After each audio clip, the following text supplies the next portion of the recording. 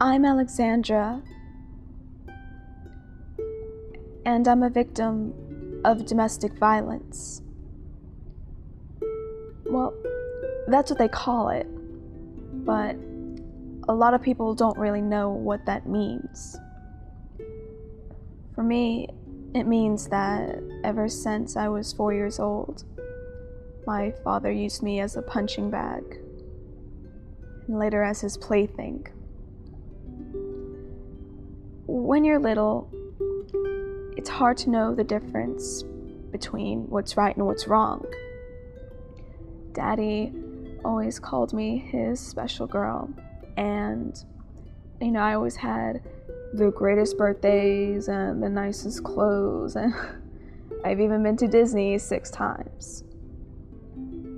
But that was the man that everybody saw. But there were other times when he just lost control. And it was just the littlest things that would just send him over the edge. Alex, I told you to pick up your toys! And the next minute, slap, slap, slap. And the worst part was, I didn't even know when it was coming. Daddy called it being Mr. Tough Hands, and that we needed to know when he meant business the first time. Afterwards, I'd usually be crying, and I'd look over at my mom, and she'd be crying. And I remember thinking to myself, why is she crying? I'm the one getting hit. And it wasn't until later I found out that she knew Mr. Tough Hands even better than I did. I remember one day she was driving me over to my friend Lindsay's house, and it was really, really hot outside.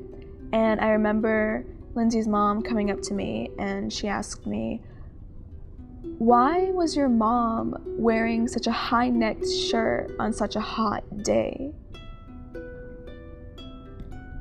I didn't know. How could I know a thing like that? Later, when I was home, I saw my mom changing in her bedroom, and she had this big purple bruise on her neck,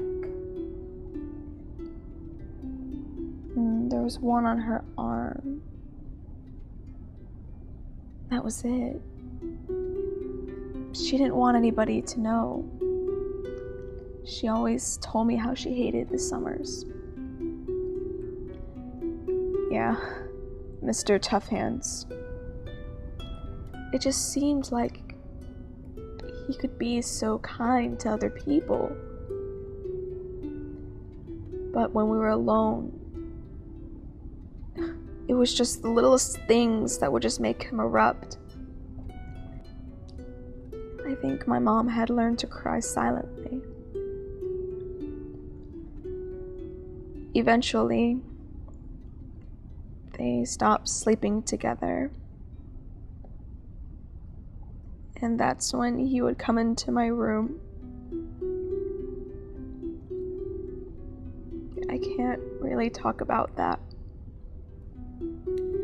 But I remember leaving a note in his car saying, "It hurt me when you made me be a woman while I was still a little girl."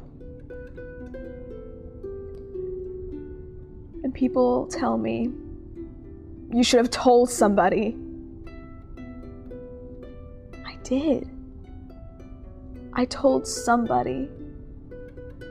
I told my mom.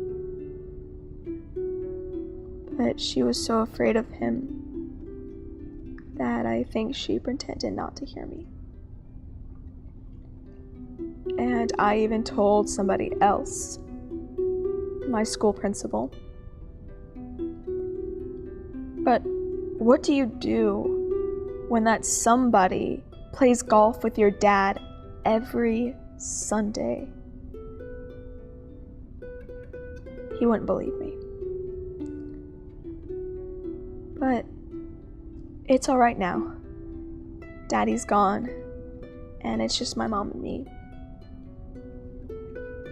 And the dreams. Sad, dark dreams. Do you know, I think that it didn't have to be this way. That something could have been done to stop him. But my mom was so afraid of him. Too afraid to save herself. And too afraid to save me.